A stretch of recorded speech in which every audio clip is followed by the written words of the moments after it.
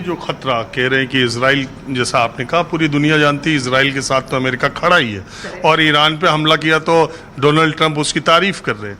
तो अगर चाइना और रशिया कहीं ईरान के साथ खड़े होते हैं आज के बाद जो अभी स्थितियां, तो हम किस तरफ फिर बढ़ेंगे? तब तो वही है कि देखिए, जहाँ तक चाइना की जो फॉरेन पॉलिसी है वो बहुत ही कैलकुलेटेड स्टेप लेते हैं। China is primarily a trading state, उसका प्राइम इंटरेस्ट हमेशा इकोनॉमिक रहता है और इंडिया की तरह ही China multiple alignment policy follow करता है। नेक्स्ट अगर हम देखें कि चाइना ने आउट ऑफ द वे जाके, बहुत कम ऐसे सिनेरियोज होंगे जब चाइना ऐसा बोल्ड स्टेटमेंट दे या ऐसा आउटराइट स्टेटमेंट दे कि इन्होंने कहा कि Israel has cross the red lines. This shows कि चाइना के स्टेक्स हायर हैं, लेकिन चाइना बहुत ज़्यादा इन्वॉल्वमेंट एक्टिवली प्रोएक्टिवली नहीं करेगा, बिकॉज ये जो पॉलिटिक्स है इसमें चाइना के इंटरेस्ट जो हैं वो सऊदी अरेबिया के साथ भी हैं।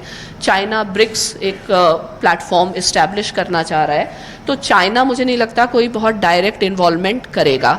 रहता है रशिया, तो रशिया अब इस पोजीशन में एज ऑफ नाउ नहीं है, क्योंकि रशिया को उन्होंने कंटेन कर रखा है in the eastern Europe. Russia भी यूक्रेन की प्रॉब्लम को मैनेज करेगा, तो अभी एक बेस्ट टाइम अमेरिका के पास, बेस्ट टाइम इजराइल के पास है, क्योंकि ईरान का खुद का सपोर्ट बेस जो एक्सिस ऑफ रेजिस्टेंस है वो काफ़ी वीक है।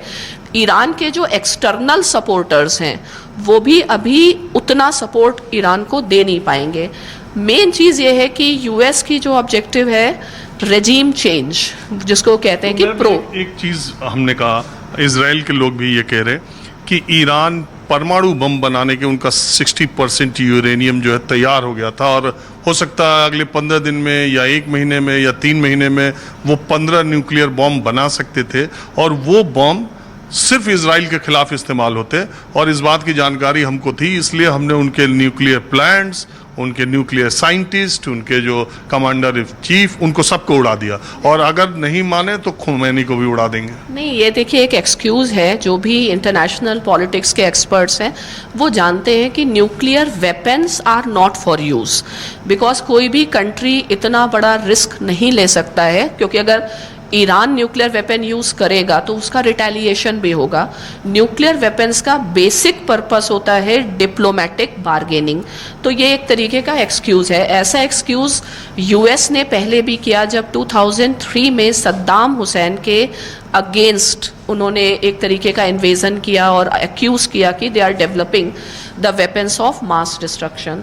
तो this is just an excuse. Definitely Iran has a capability and they are in the process, because Iran को otherwise if they do not have this nuclear weapons then the present regime, और मैं चाहूँगी कि लोग Iran की public और Iran की जो प्रेजेंट रेजीम है इसमें थोड़ा सा डिफ्रेंशिएट करें। मैं जानना चाह रहा हूँ, ये इजराइल हमला भी कर रहा है ईरान पे और इजराइल के प्रधानमंत्री नेतन्याहू वहाँ के लोगों से ये अपील कर रहे हैं कि इस सरकार को उखाड़ फेंको।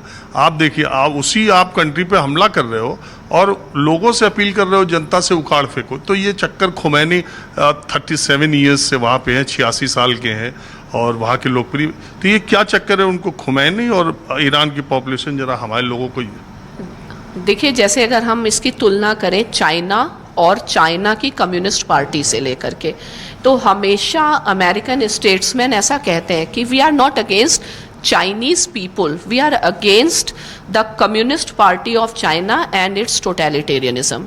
तो वही रणनीति वो यहाँ पे भी अडॉप्ट करते हैं, क्योंकि मान लीजिए ये पर्टिकुलर वॉर जो है आपका नेबर कंट्री है एंड कभी ना कभी अब ऐसा तो नहीं हो सकता है कि इजराइल या कोई और देश जाकर के ईरान को ऑक्यूपाई कर ले और ईरान को चलाए।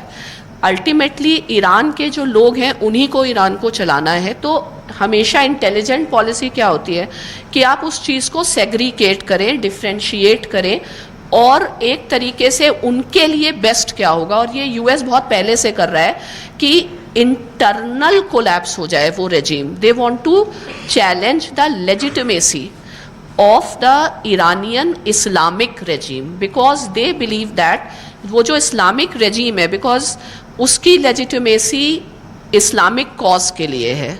तो ईरान की इनकी जो पॉलिसी रही है वो यही है तो कि ये मुस्लिम देश जो दूसरे हैं मिडिल ईस्ट के, वो तो खड़े नहीं हो रहे ईरान के साथ खुल के, ऐसा क्यों?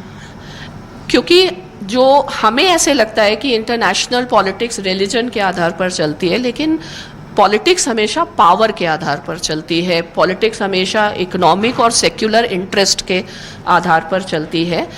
और जो बाकी स्मॉलर स्टेट्स हैं जैसे कि सऊदी अरेबिया या जो गल्फ कंट्रीज़ हैं, मिडिल ईस्ट को आप 3-4 हिस्सों में बांट करके आप देख सकते हैं। ईरान है जो शिया रेजिम है, जीसीसी कंट्रीज़ जो हैं वो सुन्नी लेड रेजिम्स हैं, हालांकि वहाँ पे शिया लोग भी हैं। जो थर्ड फैक्टर है वो वहाँ पे टर्की का है, और जो फोर्थ है वो इज़राइल का मतलब जूइश रेजिम है। तो जो ये गल्फ कंट्रीज़ हैं, they are very small and vulnerable and they can not sustain without the support of USA. But Iran के साथ ऐसा है नहीं। ईरान को वर्ल्ड की फर्स्ट सुपर पावर माना जाता है। ईरान की जो ज्योग्राफी है वो मतलब Iran is like a fort, Iran is protected from all side. तो ईरान में इतना आसानी नहीं है मिलिटरीली इंटरवीन करना, या मिलिटरीली जिस तरीके से इराक पे किया जा सकता था उस तरीके से ईरान पे नहीं किया जा सकता है। तो ईरान में अगर इनको ये सरकार नहीं चाहिए तो इनको रेजिम चेंज, जिसको वो रेजिम कोलैप्स ओपनली कहते भी हैं, वही एक तरीका है। न्यूक्लियर जो है वो हमेशा एक सिस्टम होता है जिससे कि जो कंट्रीज़ हैं उनको निगोशिएशन की टेबल पे लाया जा सके। यही पाकिस्तान भी इसीलिए इसका ब्लैकमेल करता रहता है। हाँ, nuclear weapons are not to be used. कोई भी रैशनल एक्टर या कोई भी स्टेट न्यूक्लियर वेपन को यूज़ नहीं करता है। तो एक तरीके से बार बार, चाहे इंडिया पाकिस्तान का हमने देखा, हमने यूक्रेन और रशिया में देखा, कई बार रशिया ने कहा कि वो यूज़ करेंगे, लेकिन न्यूक्लियर का जो खतरा है उस पर आप ना जाएं, मतलब वो नहीं होगा। हाँ, वो ये चाहेंगे, जो ट्रम्प है वो ये चाहेंगे कि जो ईरान है वो डिप्लोमेटिक टेबल पर आए, और उस कॉन्टेक्स्ट में या जो भी ये चाहते हैं कि उस तरीके के चेंज डिप्लोमेटिकली किए जा सके, उनको डिप्लोमेटिक टेबल पर प्रेशराइज किया जा सके।